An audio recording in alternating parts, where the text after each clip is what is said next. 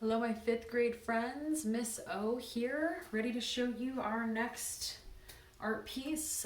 It's actually part two, continuation of last week's Alma Thomas landscape painting. So this art piece is inspired by Alma Thomas. Last week we came in, we used a pencil to create our landscape and create this blocky, cubey, abstract shape. So we're looking at landscape in a new way, we're looking at it in an abstract way, and we've created this drawing inspired by Alma Thomas's cubes. So what we're going to do today is we're going to paint it. If you have paint at home, please follow along with me. Also, no worries if you do not have paint and you just have colored pencils, markers, crayons, whatever you've got, you can use anything to color this in. This is just what I'm going to use to demonstrate today.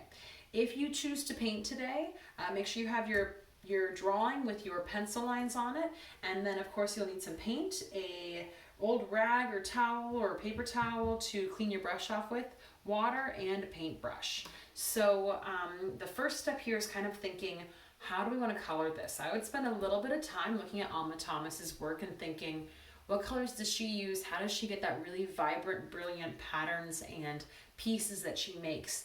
And one thing that I saw in one of her works was kind of cool colors in one section, warm colors in another, which I think would suit well if I want this to be like a foresty land and then a beautiful sunset. So I think I'm going to use the cool colors, the cold colors, blues, greens, purples on the bottom, and then in the sunset I'm going to use warm colors, reds, yellows, oranges. You can follow along and do the same thing, but if you want to approach it a new way, this is your work. You can paint it however you like, as long as you have this kind of style throughout. Now, what we're going to do first is think about where do we want to start. I'm going to start from the bottom and work my way up.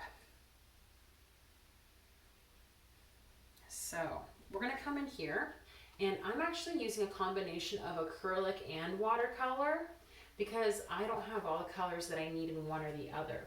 And it's totally fine if you kind of approach it in the same way. You can do multimedia. You could use color pencils and paint anything you'd like. But I'm going to start off by painting my bottom layers purple. Now this first one I'm using, like I said, is watercolor. So that means I do need to go back and forth and get water when I need to spread that paint. You guys have done this before, you know the game. And I really enjoy this flathead brush because it is wide but it's thin. So it really helps me paint in these cubes really well. And it's just a great tool for this kind of project. And you'll see that Alma Thomas used this kind of brush too in her work. So I can keep moving up with this purple. You could decide, okay, I just want the first few layers. You might decide, okay, I want to go further up like Miss O. That is totally up to you. You also might decide, I'm going to do this whole thing rainbow, and I'm just going to alternate a color every single time I do another layer. So think about that too. Think about how you want to approach this piece. I like to plan things out before I go right in, at least have some kind of vision. It might change along the way, and that's good. Maybe even encouraged. You will need to adjust and adapt along the way, but have some kind of idea of what you're going for. So there's kind of a hill in the front here, and this hill I'm making purple, this first layer. Now I'm going to move on now to, I want in between, I'm going to start going on to my blue. So now I'm coming in using a little bit of water to start working with my blue. And this is, like I said, this is also a watercolor paint. Some cubes are weird, kind of awkward shapes because they are at the edge of the hill. You can use the flat brush for this, but if that's too difficult, feel free to switch it up. You can always use multiple brushes on the same painting. And when you are working on your own, I really want you guys to take your time, enjoy it. It's kind of a therapeutic painting because you're always painting the same kind of shapes and kind of like filling in a puzzle. Have fun with it.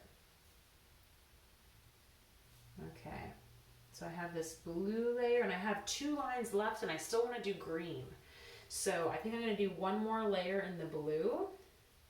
Maybe I use less paint in this layer, make it a lighter blue to help with the transition. Think about that. Think about how it changes from one color to the next.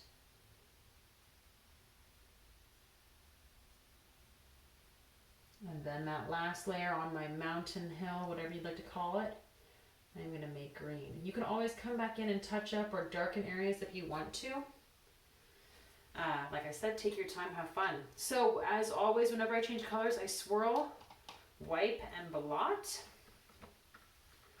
Now I'm going to come in with my green. And if you are like me and you left your acrylic paints out, you might realize that they've dried up. That's no problem because I have some watercolor over here. But acrylics will dry up. So you got to use them while they're good to go. There we go. Watercolor, you can always add water to and use.